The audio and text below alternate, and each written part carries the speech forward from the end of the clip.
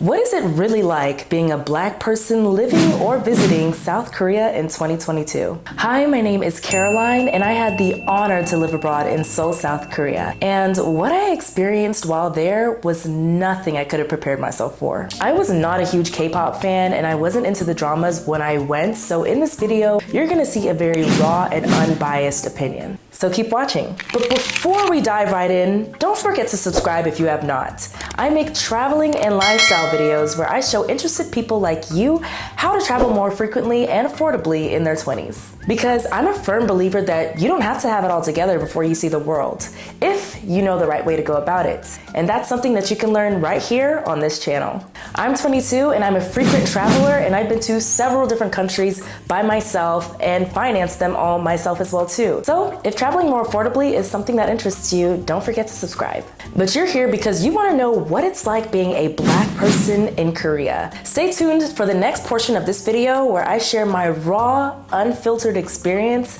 and hopefully give you some insight if you're interested in visiting Korea. So before I went to Korea, I watched so many videos of Black women in Korea because I wanted to know exactly what I was getting myself into, and something frequently mentioned in all the videos was the staring. I am a firm believer of doing research on the country and culture of wherever I'm about to visit, and South Korea was no different. For those of you who don't know, Korea is a majority homologous society, and that just means that majority of the population is made up of Koreans. Now, there definitely are foreigner districts like 𝚁𝚁𝚾𝙾 or Hongdae where you'll see a higher appearance of foreigners, but majority of anywhere you go in Korea, if you are a foreigner, or especially if you are Black, you're gonna get stares. Now, stares don't always mean that it's a negative thing. You have to understand that you are different in Korea, so you're gonna stand out. Some people are staring out of curiosity and genuine interest. I knew this going into Korea, but nothing could have really prepared myself to feel like I was always being watched or looked at. It definitely was an adjusting period for me, and I noticed how even other Black people that I would see in Korea would purposely, when we entered a room, we would kind of gravitate towards each other or like sit close or near to each other, even if we didn't talk to each other, just because it's just something you naturally do whenever you kind of feel like an outsider. You kind of gravitate towards the people who you just feel the most similar to. But that is something to keep in mind if you are planning to visit Korea as a foreigner or a Black person. Don't always assume the stares are negative, and honestly, after a few days, you kind of stop noticing them. And honestly, after a while, I just took the stares as a compliment because I would stare at me too, girl. Okay, I'm beautiful. Which leads me to my next point, beauty and clothing. Now, I don't know if you've heard, but Korea has a very popular culture of one-size-fits-all stores, and they're usually in particular boutiques and local stores. However, you can definitely find your size in commercial malls like Lotte Mall and Myeongdong Mall, where you will see a higher prevalence of stores that you know like Lulu, H&M, Nike, and so much more. Now, like I said, those are more commercial stores that you can find all over the world. However, if you're looking to do more thrifting and local shopping, then those can kind of be a hit or miss for my sisters with curves, because there's a smaller chance of guaranteed sizing. When it comes to beauty, if you're a Black woman in Korea, bring your makeup. You will struggle to find your exact shade, and that is just because Korea beauty standards are not set up for our skin tone. However, if you're going to be there for an extended amount of time, I ended up doing some research just for you guys, and I discovered on the Korean Amazon, it's called Coupang. There actually are Black makeup brands on there to where you can order your makeup while you're living in Korea. I ended up finding Black Radiance, I found some Black concealer for darker skin shades, and I thought that was really cool that that was even on there. So if that is something that interests you, I'll leave the link for that down in the bio below so that you guys can have that resource, and I hope that helps. Something that is a surprise to a lot of people is that there are a lot of Black hair care shops and beauty supplies in Seoul run by Black owners. 𝚁𝚁𝚾, which is a foreigner district in Seoul, has a 𝚁𝚁𝚾 beauty supply. I will definitely leave a link down below in the description box of places where you could go to get your hair done by Black hairstylists stylist, or even beauty supplies to where you can get some of your favorite hair products. Next in this video, I'm going to touch on a little bit about the dating experience of a Black person in Korea. Whether you're going to Korea to visit or live, there are some things that you should watch out for when it comes to romantic relationships. So stay tuned for that, as you won't want to miss it. But first, like this video and comment down below any other questions that you may have pertaining to being a Black person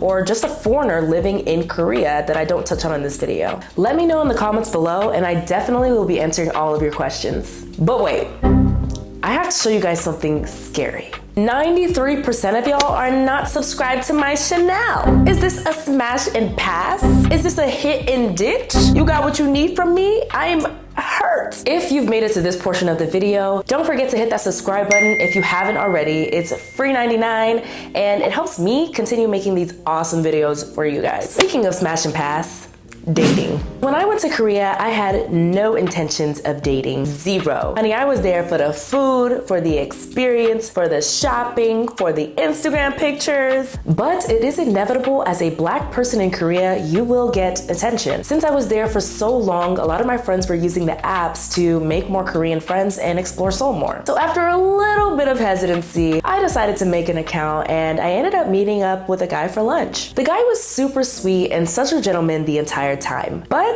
I did kind of feel like some of the topics of discussion were a little questionable. I remember we were hanging out and we were talking about going out in Korea, what that experience was like. And he was basically just asking me about, like, how do I like to dance? You know, what songs do I like? You know, do I like to twerk and stuff? And I was just like,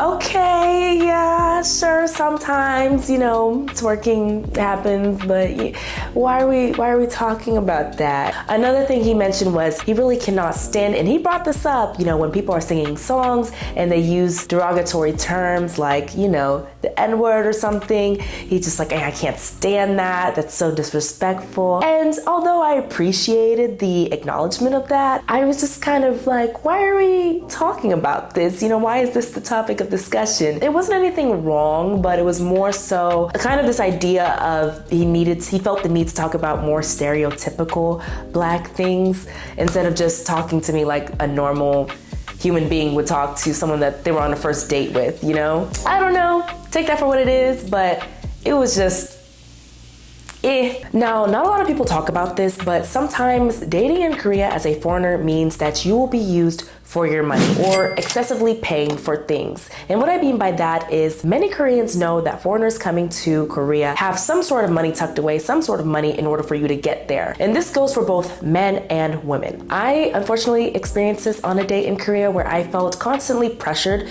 to cover both tabs, kind of forced to go ahead and pull out my money at the last minute in front of someone who I couldn't communicate with because I couldn't speak Korean that very well. But the person who I was with said, oh yeah, you need to give this amount.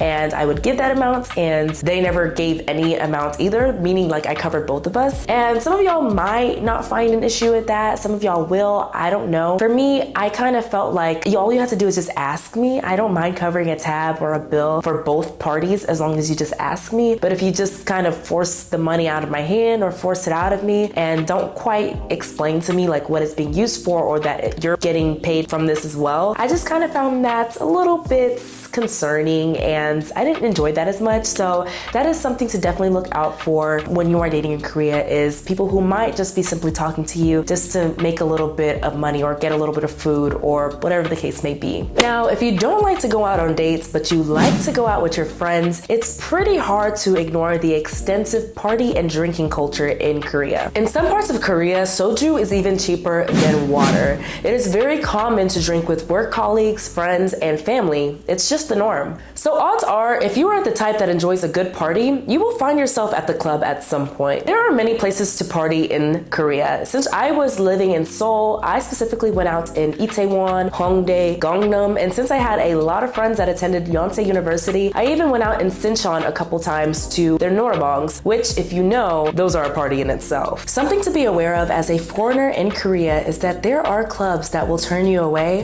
simply because you are a foreigner. I have even heard of some clubs charging a fee for foreigners and lowering or charging no fee for Koreans. Now, I knew all of this before I went to Korea because I did all that research, and actually it only ended up happening to me and my friend group once the entire time we were in Korea. Now, since I don't want to get sued, I'm not going to be dropping any names here, but go follow me on TikTok at @blackgirlabroad, where I drop my tea on the clubs that I like and didn't like in Korea. And I say all of this to say, don't feel bad if you get turned away from a club. Trust me, if they're turning you away, you probably don't want to go in there anyways. Now, if you are a black woman, even a black man, be aware of fetishizers. There's a lot of people, unfortunately, who live in Korea who do fetishize black people, and I can get more into detail about this in a separate video, but I'm just gonna tell you guys that there was a time where I was in a club with my friends and I was basically being prompted to turn around and twerk, and I told them I'm not gonna do that. I don't know why they thought it was okay to kind of just try to get me to do that. Yeah, it definitely was giving fetishization, it was giving stereotyping, and I was just like, I'm not here for it. Now, the experience for men could be different, but it's just something to be aware of. I'm sorry, but this is a reality check. Please do not be blinded by K-pop and what you see in the dramas. A man will be a man no matter what race he is. He has urges just like every other man. Please don't fall victim to the idea of someone based upon your idols.